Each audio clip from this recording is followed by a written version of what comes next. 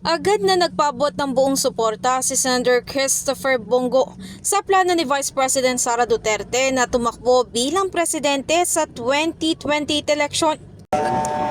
Alam niyo naman po ang hangarin ko yung merong gobyernong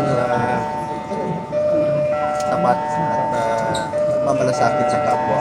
Ngunit sa kabila nga ng anunsyong ito, sinabi ni Senate Deputy Majority Leader Risa Hontiveros na hindi ito makakaapekto sa kanilang time frame sa United Opposition kung kaya't bago nga matapos ang 2026 o sa unang quarter ng 2027 nila ilalabas ang kanilang magiging frontrunner laban kay VP Sara. Oh, well, sabi ng mga paborito nating mga philosophers, tayo po ay may free will, so gamitin po natin. Dahil ilang taon na rin kaming magkakasama at regular na nag-uusap, bago pa man itong recent important development,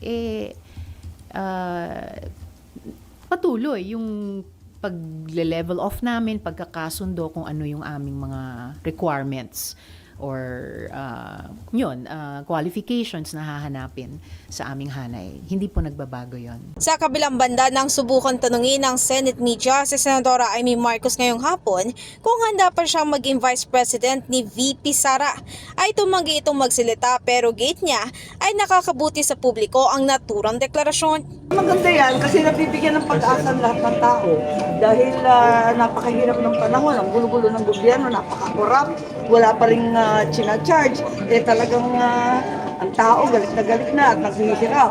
Kaya maganda na kahit papano meron tayong pag-asa, meron tayong pinanghahawakan. Samantala bagamat para sa iba ay masyadong naging maaga ang pagbanggit ni VP Sara na tatakbo siya bilang presidente, sinabi naman ni Senate President Tito Soto na kanya-kanya naman daw talaga ang strategy sa mga ganitong pagkakataon. Kung sakaling umakyat naman din daw sa Senado ang impeachment complaint laban sa naturang vice-presidente, ay sinabi naman ni Soto na kinakailangan nila maging impartial o maging patas sa paghawak nito bilang isang senator judges. In the heart of changing lives, ako si Brigada Ann Cortas ng 105.1 Brigada News FM Manila, The Music News Authority.